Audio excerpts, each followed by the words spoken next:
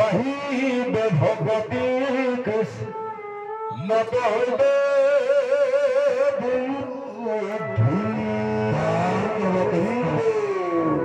এতিয়া কৈছে গুৰুসকল কৃষ্ণৰ চৰণমৰে ধৰি দৃঢ় ধ্যান কৃষ্ণৰ চৰণত আমাক দৃঢ়ভাৱে মানে অন্তৰ্নিহিত ভাৱে আমাক মানে কি কৰিব দিছে চৰণত ধৰিব দিছে ধ্যান কৰিব দিছে কৃষ্ণ কৃষ্ণ বুলিয়ে 4 লাখ কোটি প্ৰাণ আৰু এই মতে চাওক ঈশ্বৰ নাম লৈ পেলাই সীতা দেৱীয়ে পাতালৈ লৈ গৈছে হয়নে বাৰু আকৌ সতী দেৱীয়ে ধুনীয়াকে জুইত জাহ দিছে গতিকে এইটো এটা তুলনামূলক হিচাপে আমাক দেখুৱালে কৃষ্ণৰ ভয়লন্তৰ দিনত সিটো মহাসতী দেখি উপ ভকতি মহিমা সম্পত্তি গতিকে কৃষ্ণ নামৰ গুণানুগুণ কেনেকুৱা আছে মহাসতীসকলে আমাক প্ৰমাণিত কৰি দিছে আৰু ইয়াৰ মহা সম্পদ হিচাপে আমাক কৈছে কি পাণ্ডৱৰ নিজান আমাক এটা তুলনা কৰি দেখুৱালে পাণ্ডৱৰ নিজানৰ পৰম পুণ্য কথা পাণ্ডৱৰ এই দুখ যন্ত্ৰণাৰ পৰা নিকাৰ হোৱা পুণ্য কথাটো হৈছে তেওঁ সদায় ভজনা কৰি থাকে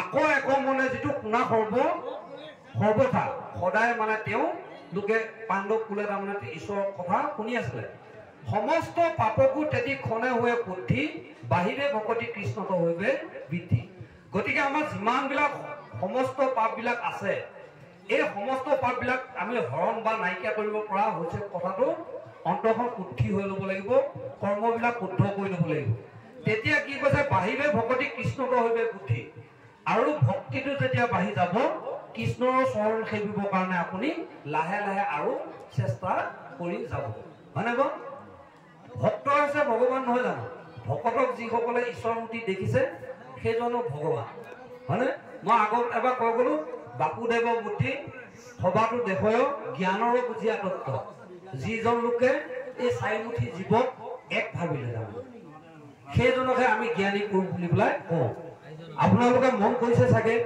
সাধুজনৰ খোজ কাটল বিলাকেই বেলেগ অহংকাৰীজনৰ খোজ কাটল বিলাকেই বেলেগ প্ৰকাশ কৰিব পৰা নাযায় বাৰু অমুকজন অহংকাৰ তমুকজন সাধু কথাটো হয় নাপাওঁ সেই বস্তুটো আমি দৰ্শন পাওঁতে বাৰু তেওঁ গুণৰ পৰা আমি বুজি পাওঁ লতি লক্ষণতে বুজি পাওঁ মানে কথাটো গম পাইছেনে গতিকে আমি তেনেকুৱা সাধুক যদি কিবা কাৰণত আমি অপৰাধ লগাওঁ তেনেহ'লে সেই অপৰাধটো কৃষ্ণই মানে ৰক্ষা কৰিব নোৱাৰে কৃষ্ণই কৈছে মোক তুমি অপৰাধ কৰা মোক দুখ লগোৱা মই তোমাক ধুনীয়াকৈ ক্ষমা কৰিম কিন্তু তুমি যদি ভকতক যদি অপৰাধ কৰা ভকতক যদি দুখ লগোৱা তেনেহ'লে তাৰ মই ফল ভাগিদাৰী নহয় বুলি কৈছে এইটো কাৰণে নহয় বুলি কৈছে মানে ভকতৰ বিনে ভগৱন্ত 1 ছেকেণ্ডো ৰখি থাকিব নোৱাৰে লক্ষ্মী মাতকৈ মানে ভকতক শ্ৰেষ্ঠ কৰি দিছে লক্ষ্মী মাকটো বেয়া নাপায় তেওঁ হেৰিতে সৰুতে তেওঁ বহাই লৈ থাকে লক্ষ্মী মাক মানে কিন্তু তেনেকুৱা লক্ষ্মী মাকো এৰি থৈ আহি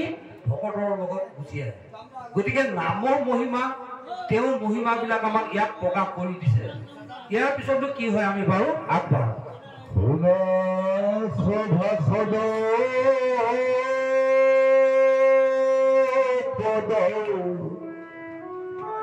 কৃষ্ণৰ চৰিত্ৰ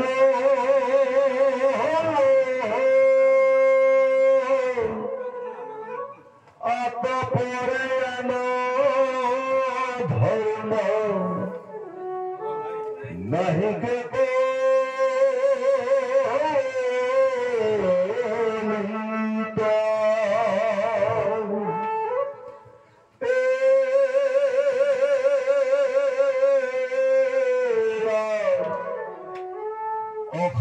সংসাৰ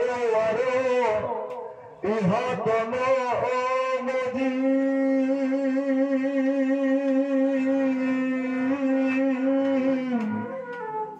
মহাসুখ হোৱা পায় মাধৱ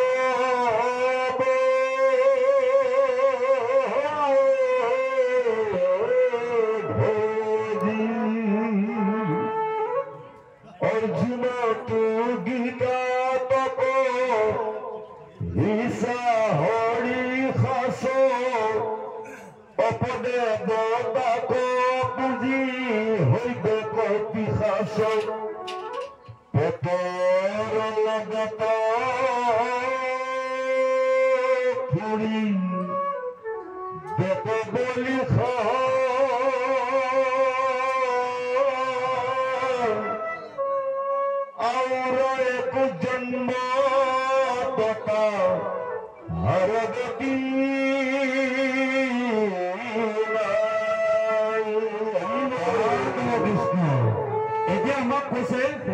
সভাখন লওঁ কৃষ্ণ পদৰ চৰিত্ৰ কথাবিলাক আন কৰ্মৰ এৰি এই কলিযুগত ধৰ্ম হিচাপে সেই নামকে তুমি লোৱা অহা সংসাৰ আৰু ইহাতৰ নজনী মহাসুখে হৈ পাৰ মাধৱক ভজি গতিকে এই অহা সংসাৰখন সুন্দৰভাৱে পৰিচালনা কৰি নিব লগা হ'লে বা মহাসুখত যদি আপুনি থাকিব পাৰে তেনেহ'লে আপুনি মাধৱক ভজিব লাগিব মাধৱ মানেনো কি মা মানে হৈছে পৃথিৱী ধৱ মানে হৈছে গৰাকী মা মানে মানে মাতৃসকলকো বুজাইছে দেই আইসকল হয়নে বাৰু গতিকে এই পৃথিৱীখনৰ যিজনে ৰক্ষণাবেক্ষণা কৰিছে সেইজনে হৈছে মাধৱ গতিকে এই মাধৱক যেতিয়া তুমি ভজনা কৰিবা তেনেহ'লে নিশ্চয় তুমি গতি পাবা বুলি পেলাই কৈছে অৰ্জুনতো কিতাপত পঢ়িছা হৰি শাস্ত্ৰ আৰু এই কথাখিনি গীতা শাস্ত্ৰত অৰ্জুনকো জ্ঞান তত্ত্ব মহিমা হিচাপে কৃষ্ণই সম্পূৰ্ণ বেকত কৰিছে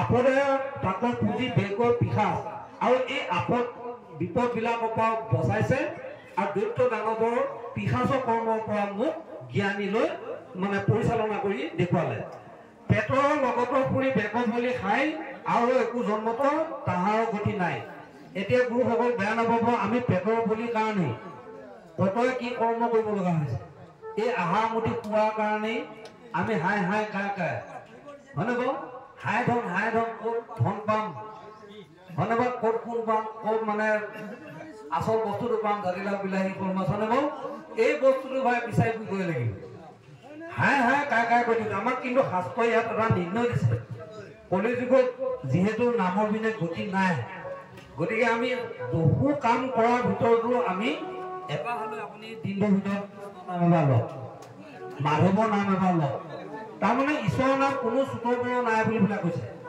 ঈশ্বৰৰ মুখ্য নাম 108টা দিছে গুৰুসকলে পাইছে সেইমতে 108টাৰ ভিতৰত আপোনাৰ যিকোনো নাম এটা যদি উচ্চাৰণ আহে বা আপুনি লয় সেই নামে আপুনি লৈ যাব পাৰিব কথাটো গম পাইছেনে সেইকাৰণে আমি ল'ৰা ছোৱালীবিলাকক নাৰায়ণ নাম দিব লাগে কৃষ্ণৰ নাম দিব লাগে মাধৱ নাম দিব লাগে মানে বাৰু আপুনি যদি ল'ৰাটোৰ নামো লৈছে তেওঁ নামে লোৱা কথাটো গম পাইছেনে জানিবা অজানিতে তেওঁ লৈছে নামটো গতিকে তেওঁ সেইবিলাক চিলেবাছ কৰি নাথাকে মোৰ নাম শুদ্ধ যেতিয়া লৈছে নে কি কৈছে নামৰ মহিমা বস্তুটো হৈছে সেইটো কথাটো গম পাইছেনে কোনে কি ভাৱত লৈছে সেইটো নিজা নিজা কথা নহয় ভাৱে ভক্তি বুলি কৈছে নে আপুনি যিটো ভাৱত আপুনি ভক্তি সাধন কৰিছে সেইটো মতে গতি বা মুক্তি পাব কথাটো গম পাইছেনে যদি বেয়া কৰ্ম কৰিছে বেয়া গতি পাব আৰু যদি ভাল কৰ্ম কৰিছে যদি আপুনি বৈকুণ্ঠ স্থান পাব বুলি কৈছে হয় নে বাৰু বৈকুণ্ঠ স্থান মানে কিনো এনেকুৱা সাধু গুৰু বৈষ্ণৱসকলৰ সদায় চৰণ ধূলিকণ মাথাত ল'বৰ কাৰণে পাৰিব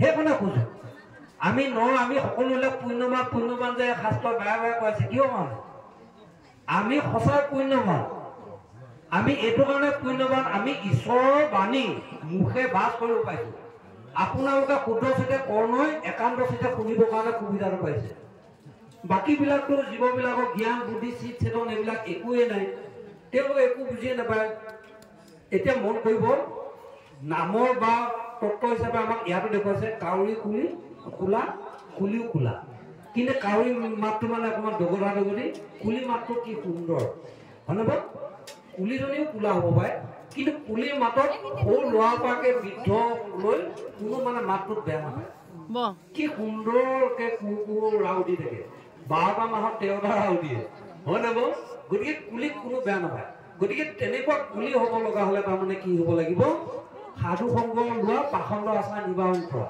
সাধু সংগ লৈ সুন্দৰভাৱে ব্যৱহাৰ পৰিচয় আপুনি নিজকে নিজে দাঙি ধৰি দিব কোনোবাই মানে আপোনাক বেয়া বুলি কোৱা কথাটো নালাগে আপুনি সঁচাকে বেয়া নে ভাল সেইটো অনুভৱ কৰা বুলি কৈছে নিজকে নিজে অনুভৱ কৰাটোহে আচল সেইটোকে চেতন বুলি কয় চেতন থাকিব লাগে তাৰমানে গাঁৱতো চেতন আমি মুখে বাস কৰিছো ঈশ্বৰৰ নাম শুদ্ধকে লৈছো নাই কৃষ্ণটো যদি কৃষ্ণ বুলি কৈছো সেইটো শুদ্ধ হোৱা নাই নাৰায়ণটো যদি নাৰায়ণ বুলি কৈছে আপুনি সেইটো শুদ্ধ হোৱা নাই কথাটো গম পাইছেনে সেই বস্তুটো আমাক মানে শুদ্ধভাৱে ল'ব দিছে এনেই বাক্যটো বোলে পঢ়া তেতিয়া এইখিনি জটিল পাইছো কৰি বোলে থৈ গলো সেনেকে কৰিলে সেই পাঠটো আমি নলওঁ কিন্তু তেওঁ হ'লেও আৰু এজন যে আচাৰ্য বহাই থৈ দিয়ে এয়া দুখন পাঠটো থাকে আৰু এজন আচাৰ্য বাকক বহাই থৈ দিয়ে এই এনেকুৱা বাক্যবিলাক যদি ভুল কৰি থৈ যায় তেওঁলোকে ক'লে তেওঁ এবাৰ মুখতে মাতি দিয়ে এইটো স্নিগ্ধ দেই বা এইটো জটিল বাক্য কিছুমান পাঠকে মানে আৰু এৰাই থৈ যায় নহয়। আমি এইবিলাক পদে পদে পাই গৈছো আৰু মিছা কথা কোৱা কথা নহয় আকৌ, হয়নে বাৰু? গতিকে তেনেকুৱা কথাবিলাক আমি সদায় চাব লাগিব। ভুল হোৱাটো স্বাভাৱিক কথা, নৰমাত্ৰেই ভুল হয়, কিন্তু শুদ্ধ হ'বৰ কাৰণে যত্ন কৰিব লাগিব। কথাটো গম পাইছেনে? ভুলটো হয়, কিন্তু শুদ্ধ হ'বৰ কাৰণে যত্ন কৰিব লাগিব। কাৰণ ভাল বেয়া, সঁচা মিছা, হয়নে বাৰু, উচ্চ নিচ, এই সমস্তবিলাক তাৰমানে থাকেই। কিবা এটা পৰিৱৰ্তে কিবা এটা থাকে। পইচাটো চাবচোন, ইফালে ৰজাটো আছে যদি ইফালে ৰাজনীতি আছে। কথাটো গম পাইছেনে? ইয়াৰ অৰ্থটো মানে হ'ল আমি ব্ৰহ্মাণ্ডখনত যুগত ৰূপত আহিছোঁ। ঘৰ চিগা এজনী মতা এটা, মাইকী এটা, কুকুৰ এজনী মতা এটা, মাইকী এটা, হয়নে বাৰু?